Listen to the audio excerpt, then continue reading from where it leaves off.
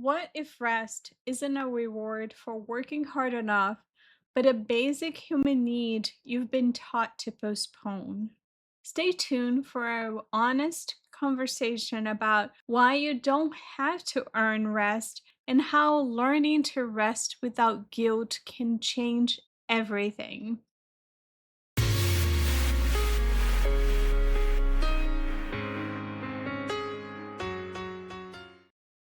Welcome back to the Resilient MD, the podcast and YouTube channel where we have honest conversations about medicine, burnout, resilience, and how to care for others without losing yourselves in the process. I'm your host, Dr. Anna McDowell, certified life coach, allergist, and firm believer that small changes can create massive ripple effects.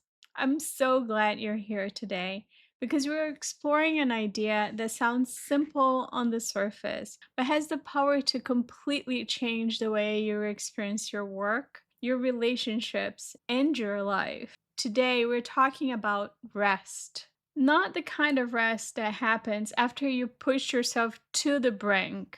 Not the kind of rest that you finally allows yourself after everything is done. And certainly not the kind of rest that feels rushed, guilty, or undeserved. We're talking about something many women have never been taught, that rest is not a reward. Rest is a requirement. And perhaps one of the greatest acts of self trust is learning that you don't have to earn it anymore. Many of us grew up with a very specific message about rest.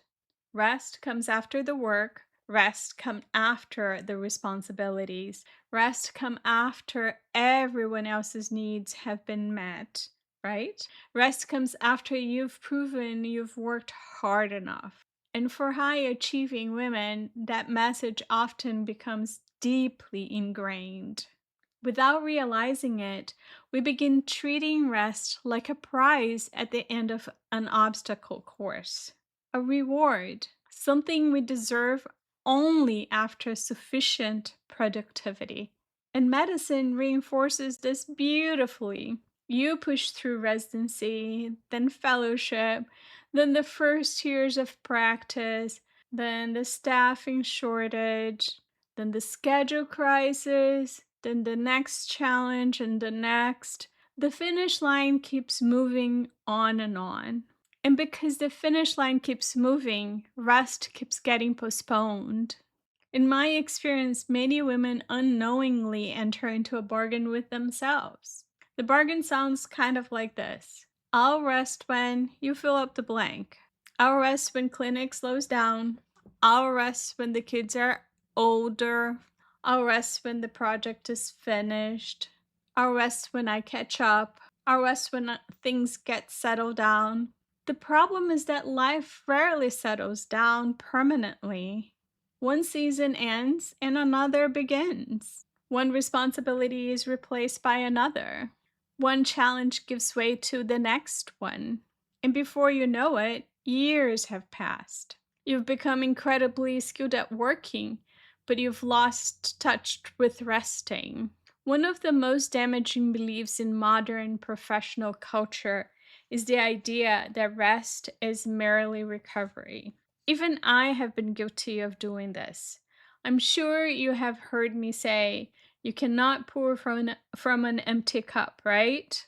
We are normalizing the idea that rest exists to prepare you to work harder because it is easier for high achieving women to accept this. Rest becomes another productivity tool. Sleep so you can perform, take a vacation so you can become energized, exercise so you can become more productive. Even self care gets turned into optimization. Everything becomes about output. But human beings are not machines, and rest has value independent of productivity. Rest is not only about restoring performance, rest is about restoring humanity. It allows us to reconnect with ourselves, with our relationships, with our creativity, our curiosity, even with our joy. Things that have value, whether they improve productivity or not. One pattern I've observed repeatedly among women physicians is that rest can feel surprisingly uncomfortable at first. Not because they don't need it, but because they've spent years equating movement with worth. When you are accustomed to constant motion, stillness can feel unfamiliar. You sit down to relax and immediately think about emails, unfinished tasks, obligations, future planning. Your body may be resting, but your mind remains on duty. It keeps going. And many women interpret this discomfort as evidence that they are bad at resting. In reality, they're experiencing something entirely normal. Their nervous system has been trained for constant activation. Learning to rest is not weakness, it is a skill. And like any skill, it takes practice. Let's talk about something that often gets overlooked: leadership. Many women believe leadership means caring more, sacrificing more, being available more, giving more. But sustainable leadership requires something different. Because exhausted people do not model resilience, exhausted people model exhaustion. What if leadership looked like setting healthy boundaries, protecting recovery time, respecting personal limits, demonstrating sustainable success? What if the strongest person in the room wasn't the one sacrificing the most? What if it was the one creating a life they could actually sustain? Can you think about that? Throughout this podcast, we've talked about overfunctioning, being the reliable one, the capable one, the person who always handles everything. And while those qualities are admirable, they come with a cost. Overfunctioning often teaches us that our value comes from what we produce, from what we solve, from what we carry, from what we accomplish, right? But eventually, that relationship becomes unsustainable. Because if your worth is tied to your productivity, rest will always feel threatening. Every moment of stillness feels like lost value, and that is a heavy burden to carry. Before we move on, I want to pause for a moment.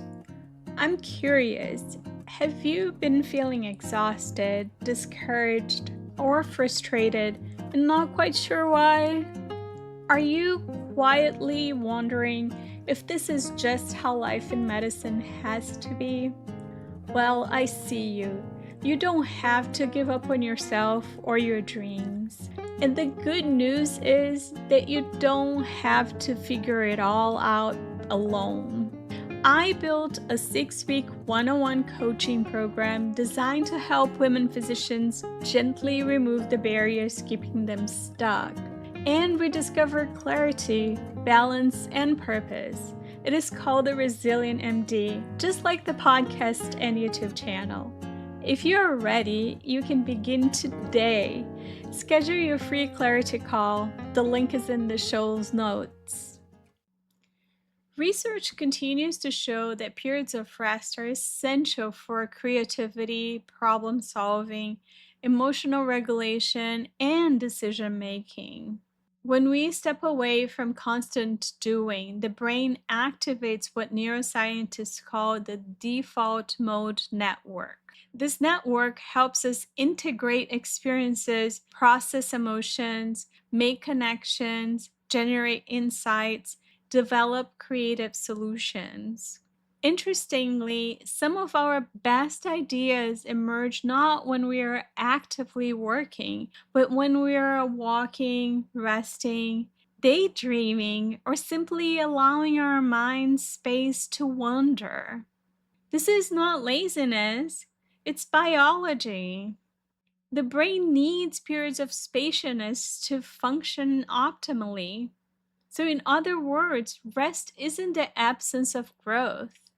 It's often where growth happens. What if you didn't wait until you were depleted?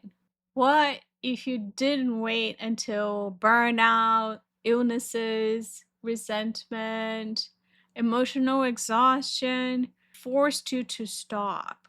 What if rest became proactive instead of reactive?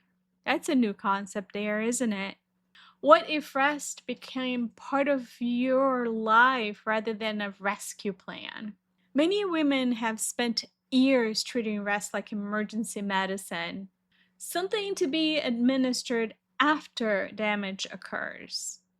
But what if rest becomes preventative care for your mind, your body, your relationships, your future? As we continue this quarter on permission, perhaps the deeper invitation isn't simply permission to rest.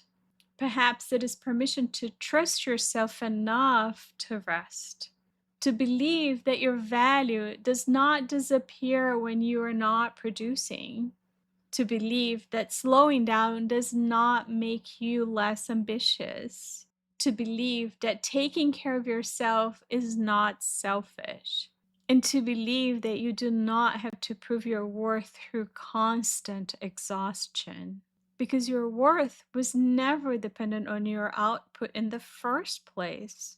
If today's episode resonates with you, I want you to consider one simple question. What would change if you stop treating rest as something you have to earn? Not next month, not after the next project, not after the next crisis. Today. Because perhaps the permission slip you've been waiting for looks like this. You are allowed to rest before you are exhausted. You are allowed to pause before you break. You are allowed to care for yourself before you are depleted. And you are allowed to build a life where rest is not recovery from overfunctioning, but a part of how you lead, live, and thrive. Remember, my wings grow when I listen. If this message stayed with you, share it with someone in medicine or not who might need it. Next week, we'll discuss the reasons why women are constantly feeling pressure to justify their place. Be sure to subscribe so you never miss an episode of the show. And one more thing before you go. If you're realizing that you've spent years taking care of everyone else while slowly disconnecting from yourself, I created a free reflection guide just for you. It's called People Pleasing in Medicine, and you can download it at the link below. Did this episode resonate with you? If so, it would mean the world if you leave a quick 5-star review on Apple Podcasts or your favorite platform and give it a thumbs up on YouTube. It only takes a second and helps more amazing people like you find the show. Thank you for being here. Thank you for your honesty. And thank you for giving yourself permission to believe that rest is not something you earn. It's something you deserve simply because you're a human. I'm Dr. Anna McDowell, a resilient MD just like you. I'll see you next week.